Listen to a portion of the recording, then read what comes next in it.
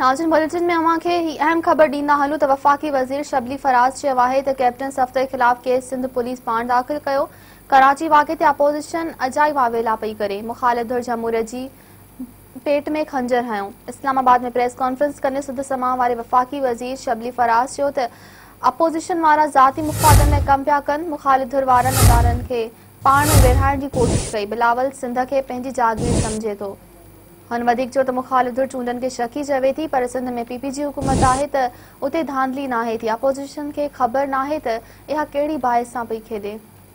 शबली फराज़ जो चवणु हो त मुख़ालिफ़ धुर दुश्मन जी एजेंडा ते कम करे पई। अपोज़िशन जो मौक़िफ़ दुश्मन खे ख़ुशि करण जो आहे। अपोज़िशन मुल्की मईशत खे तबाह करण घुरे थी।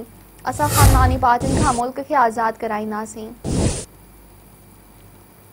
नाज़रीन अवां खे हिकु भेरो ॿीहर ॿुधाईंदा हलूं त वफ़ाक़ी वज़ीर शबली फराज़ चयो आहे त कैप्टन सफ़दर ख़िलाफ़ केस सिंध पुलिस पाण दाख़िल कयो।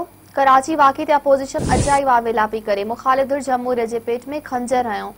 इस्लामाबाद में प्रेस कॉन्फ्रेंस कंदे सुध समा वारे वफ़ाक़ी वज़ीर शबली फराज़ चयो त अपोज़िशन वारा ज़ाती मुफ़ादनि लाइ कम पिया कनि। मुख़ालिफ़ धुर वारनि इदारनि खे पाण में विरहाइण जी कोशिश कई।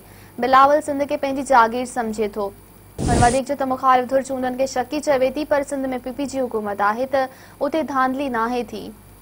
अपोज़िशन खे ख़बर नाहे त इहा कहिड़ी बाहि सां पई खेॾे।